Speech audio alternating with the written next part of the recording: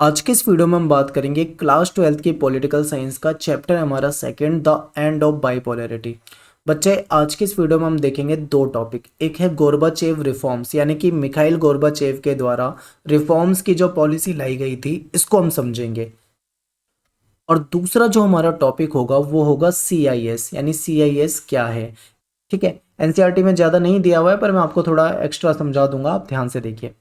एक बार सिलेबस देख लीजिए। सिलेबस में आपके न्यू सिलेबस में कुछ टॉपिक ऐसे हैं जो कि ऐड हो गए हैं। ठीक है, CBSE न्यू सिलेबस में कुछ टॉपिक ऐड हो रखे हैं जो कि आपको एनसीईआरटी की किताब में नहीं मिलेंगे।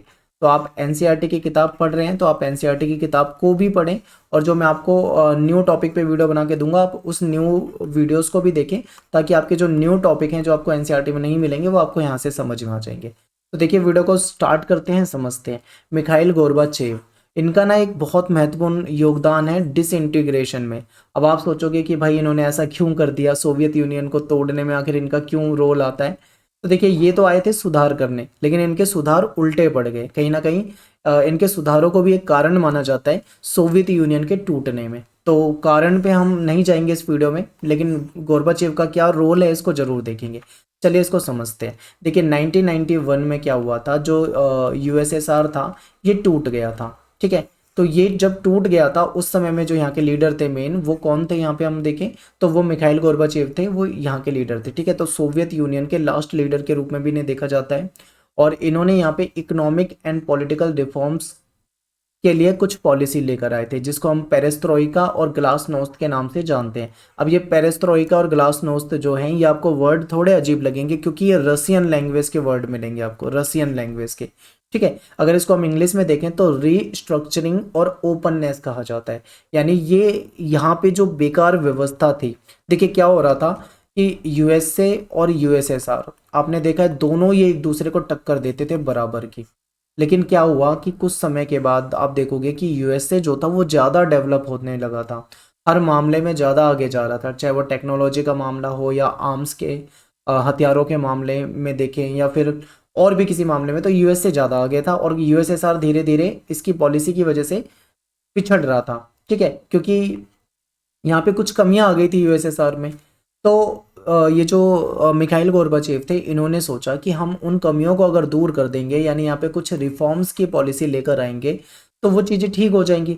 तो इसीलिए इन्होंने क्या करा, यहाँ पे कुछ रिफॉर्म्स के लिए काम किया, यानी कि ये दोबारा से उसको रिस्ट्रक्चर करना चाहते थे, व्यवस्था को सुधारना चाहते थे, वहाँ पे ओपननेस लाना चाहते थे, ट्रांसपेरेंसी लाना चाहते थे, कहीं ना कहीं डेमोक्रेसी भी लाना चाह रहे थे, क्योंकि वहाँ पे डेमोक्रेसी नहीं थी, आप समझते हैं।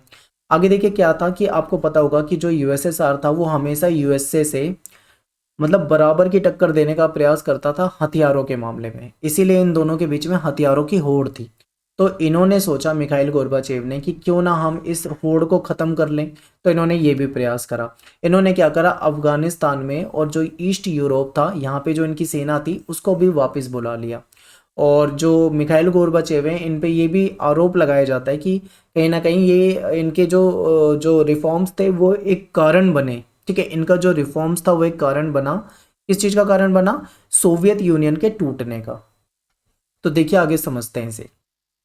मिखाइल गोर्बाचेव थे, ये क्या थे, ये कम्युनिस्ट पार्टी के 1985 में कम्युनिस्ट पार्टी के जनरल सेक्रेटरी बने थे। और यहाँ पे रिफॉर्म्स के लिए पॉलिसी लेकर आए थे। ये चाहते थे कि यहाँ पे रिफॉर्म्स हो, और ये रिफॉर्म्स इनके नज़रिए से ज़रूरी थे। ज़रूरी क्यों थे, क्योंकि देखो जो यूएसए था वहाँ पे टेक्नोलॉजी के मामले में अगर देखें, इंफॉर्मेशन टेक्नोलॉजी के मामले में बहुत आगे निकल चुका था, और जो यूएसएसआर था ये पिछड़ रहा था। इसीलिए इनको लगता था कि यहाँ पे सुधार की ज़रूरत है, सुधार करेंगे तो सब ठीक हो जाएगा। इन्होंने ऐसा सोचा। ठीक है, तो इसीलिए इन्होंने क्या करा, जो वेस्ट के देश थे उनसे अपने रिश्ते को, रिलेशन को नॉर्मलाइज करने का प्रयास किया। इन्होंने वहाँ पे कुछ सुधार करने का प्रयास किया। ठीक है, सोवियत सिस्टम को सुधारने का प्रयास किया, ये कुछ पॉलिसी लेकर आए। लेकिन जब ये पॉलिसी लेकर आए थे तो कभी किसी ने ये अंदाजा नहीं लगाया था कि ये पॉलिसी कभी उल्टी पड़ सकती है, यानी कि कभी मतलब इसके बुरे परिणाम हो सकते हैं। क्योंकि देखो ये तो आए थे सुधार करने, ये थोड़ी चाह रहे थे कि यूएसएसआर टूट जाए। लेकिन सब कुछ उल्टा हो गया। क्यों, क्योंकि देखो जो सोवियत यूनियन जो था यहाँ पे जो कम्युनिस्ट पार्टी की चलती थी, कम्युनिस्ट पार्टी के जो ज़्यादातर जो सारे लीडर थे वो वहाँ पे कोई सुधार नहीं चाहते थे। क्यों, क्योंकि उनकी तो कोई समस्या ही नहीं थी। समस्या तो वहाँ पे सिटीजन की थी, जनता परेशान थी, ये तो मौज में थे मेंबर।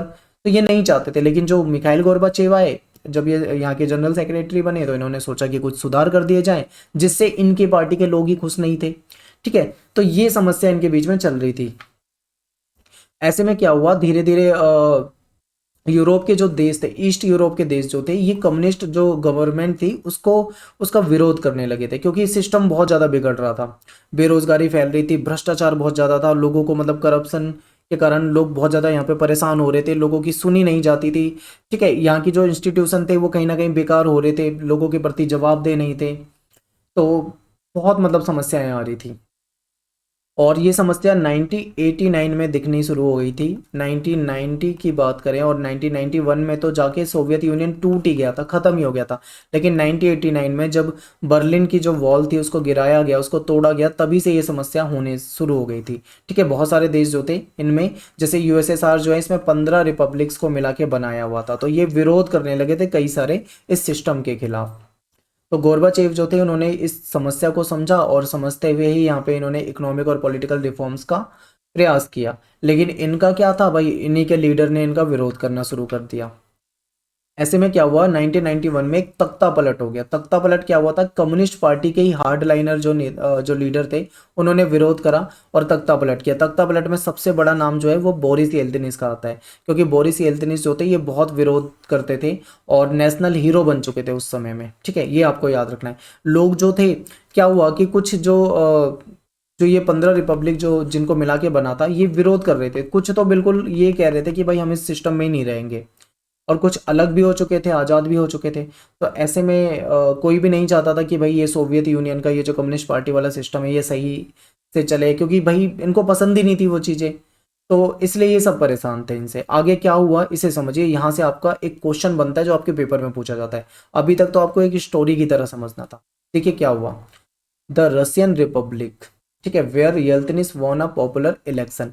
क्या हुआ, यूएसएसआर के बाद, जब यूएसएसआर टूट गया तो उसके बाद क्या हुआ, रसिया को उसकी जिम्मेदारी संभाल दी गई, इसने उसकी जिम्मेदारी संभाली। ठीक है, ये इसका एक तरह से आप कहो उत्तराधिकारी बन चुका था। अब ऐसे में क्या हुआ कि यहाँ पे इलेक्शन हुए, और इसमें जो ये पॉपुलर तो थे ही बोरिस येल्त्सिन, यहाँ पे इन्होंने चुनाव भी एक जीत लिया, और इन्होंने सेंट्रलाइज जो कंट्रोल था जो कम्युनिस्ट पार्टी का, उसका विरोध करते ही थे ये। फिर क्या हुआ, 1991 में इन्हीं की लीडरशिप में रसिया, यूक्रेन और बेलारूस, इन्होंने घोषणा कर दी, यानी इन्होंने क्या करा, डिक्लेयर कर दिया कि सोवियत यूनियन अब नहीं रहा, यानी सोवियत यूनियन खत्म हो गया। तो ये आपके पेपर में पूछा जाता है कि सोवियत यूनियन जो था वो कब टूटा था, कब खत्म हुआ था।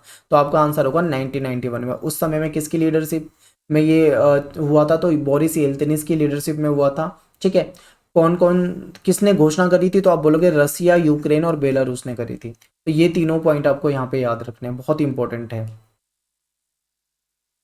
आगे देखते हैं क्या होता है। कम्युनिस्ट पार्टी जो थी ये यहाँ पे, जिसने 70 साल लगभग शासन किया था, इसको बैन कर दिया गया। ठीक है, और पहले अब देखो यहाँ पे एक चीज़ आपको समझनी है, यूएसए जो था कैपिटलिज्म को सपोर्ट करता था। ठीक है, यूएसएसआर जो था कम्युनिज्म को सपोर्ट करता था। ये कहते थे कि भाई कम्युनिज्म बहुत अच्छा है, ये कहते थे कि कैपिटलिज्म बहुत अच्छा है, यानी पूंजीवाद बहुत अच्छा है, ये साम्यवाद को बहुत अच्छा मानते हैं। अब यहाँ पे दिक्कत क्या हुई ये समझना है कि जब ये सब कुछ हो गया, यूएसए बहुत ज़्यादा डेवलप हो गया, तो इन लोगों को समझ में आने लगा कि कहीं ना कहीं हमारे सिस्टम में, हमारे कम्युनिज्म में कोई ना कोई कमी तो है, तभी तो हम इतने मतलब डूब रहे हैं, और यूएसए के कैपिटलिज्म में कुछ ना कुछ खास बात तो होगी तभी वो आगे जा रहे हैं। तो इनका कहीं ना कहीं रुझान होने लगा था कैपिटलिज्म की तरफ। तो बाद में जब ये यूएसएसआर जब टूट गया था, तो बहुत सारे देश जो थे ये सभी क्या हो गए, कैपिटलिज्म की तरफ चल दिए। तो इसके लिए मैं आपको अलग से एक शॉक थेरेपी पे वीडियो बनाऊंगा, कैसे कैसे ये पूरी स्टोरी हुई थी ये आपको समझा दूंगा। तो यहाँ पे आपको ये समझना जरूरी है, ठीक है, कि कैपिटलिज्म जो था बहुत सारे देशों ने अडॉप्ट करना उसको शुरू कर दिया था, जो कि पहले सोवियत संघ में होते थे, जो कि कभी कम्युनिज्म वाले देश होते थे, अब वो कैपिटलिज्म की तरफ चलने लगे हैं, क्योंकि उन्हें लग रहा है कि कैपिटलिज्म वाली व्यवस्था जो है वो बेहतर है और इससे हमारा डेवलपमेंट हो सकता है। आगे देखिए सीआईएस क्या है, कैसे बना, और इसका फुल फॉर्म क्या है, आपसे फुल फॉर्म पूछा जाता है। कॉमनवेल्थ ऑफ इंडिपेंडेंट स्टेट इसका फुल फॉर्म है। और देखिए ये क्या हुआ कि यहाँ पे समझिए आप, देखिए जो यूएसएसआर था, मैंने आपको स्टार्टिंग में बताया था 15 रिपब्लिक्स को मिलाकर बना था। ठीक है, बहुत सारे इसमें 15 देश आप देखोगे यहाँ पे। अब इसमें होता क्या है कि इन तीनों ने तो घोषणा कर दी, रसिया, यूक्रेन, बेलारूस ने डिक्लेयर कर दिया कि भाई 1991 में कि हम अलग हो रहे हैं और ये जो यूएसएसआर ये खत्म हो चुका है। तो ऐसे में जो बाल्कन रिपब्लिक्स में आते थे कुछ देश, कुछ बाल्टिक स्टेट में आते थे, कुछ सेंट्रल एशियन में आते थे, ये सभी भी यूएसएसआर में ही शामिल थे एक समय में। अब दिक्कत ये आ रही कि ये क्या करें, तो भाई इन्होंने सोचा कि हम क्या करते हैं, अब स्वतंत्र तो हो चुके हैं, आज़ाद हो चुके हैं, यूएसएसआर नहीं रहा, लेकिन हम अपनी दोस्ती को नहीं तोड़ते हैं, तो इसीलिए इन्होंने सीआईएस बना लिया।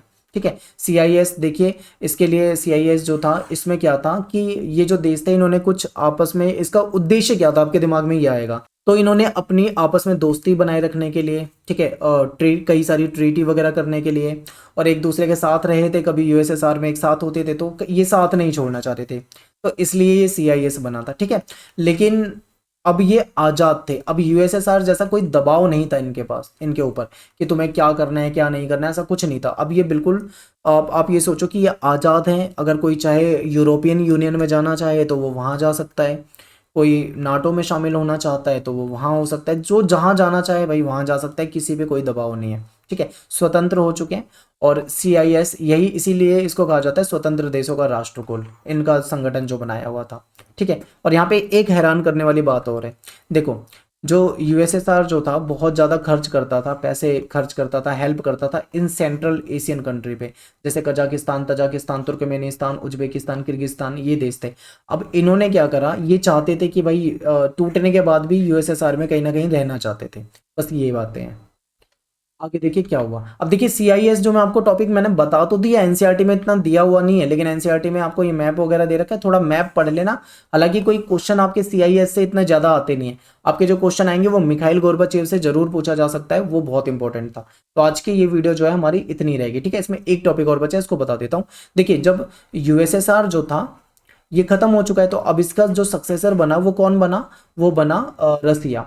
अब जो भी मतलब इसका उत्तराधिकारी बन गया है, तो इसकी जो भी मतलब इसकी यूएसएसआर की ट्रीटी रही होगी, या जो भी मतलब इसकी जिम्मेदारी रही होगी वो रसिया को निभानी है।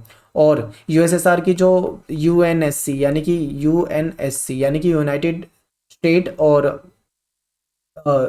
सिक्योरिटी काउंसिल जो होता है, जिसको सुरक्षा परिषद कहते हैं, सुरक्षा परिषद में 5 मेंबर हैं जिनको वीटो पावर मिली हुई है, यानी परमानेंट सीट मिली हुई है। उसमें से सोवियत यूनियन होता था, लेकिन अब सोवियत यूनियन तो खत्म हो चुका है, तो उसकी जो जगह थी वहां पे वो किसको मिल गई है, आप कहोगे रसिया को। तो आज के समय में रसिया एक परमानेंट मेंबर है यूएनएससी का, और इसको वीटो पावर मिली हुई है। ठीक है, किसकी बदौलत मिली हुई है, यूएसएसआर की बदौलत, क्योंकि ये उसका उत्तराधिकारी बना था। ठीक है, तो ये पॉइंट आपको याद रखने हैं, बहुत सिंपल सा था। यहाँ पे हमारा जो वीडियो है वो खत्म हो जाता है। नेक्स्ट वीडियो में पार्ट में हम देखेंगे कि अभी तक आपने ये समझ लिया कि जो यूएसएसआर जो है वो टूट गया है, लेकिन ये यूएसएसआर क्यों टूटा, इसके पीछे जो कॉज थे वो क्या थे। ठीक है, कई बार आपसे पूछ लेते हैं कि उसके पीछे जो रीजन थे वो क्या थे, आपको रीजन बताने हैं, और ये आपके 4 मार्क्स में या 6 मार्क्स में ये क्वेश्चन आपके पेपर में पूछा जाता है। तो नेक्स्ट वीडियो में इसी को देखेंगे। आई होप आपको अच्छे से समझ में आया हो। कोई दिक्कत हो तो आप कमेंट में कर सकते हैं, और आप इंस्टाग्राम पे फॉलो कर लें, और आपको कोई प्रॉब्लम है तो आप वहाँ मैसेज कर सकते हैं। और माफ़ी चाहता हूँ, मैं रिप्लाई नहीं कर पा रहा हूँ अभी, बट मैं फ्री होते ही सबको रिप्लाई कर दूंगा। ठीक है, तो मिलते हैं नेक्स्ट वीडियो में। थैंक्स फॉर वॉचिंग, सभी को जय हिंद, जय भारत।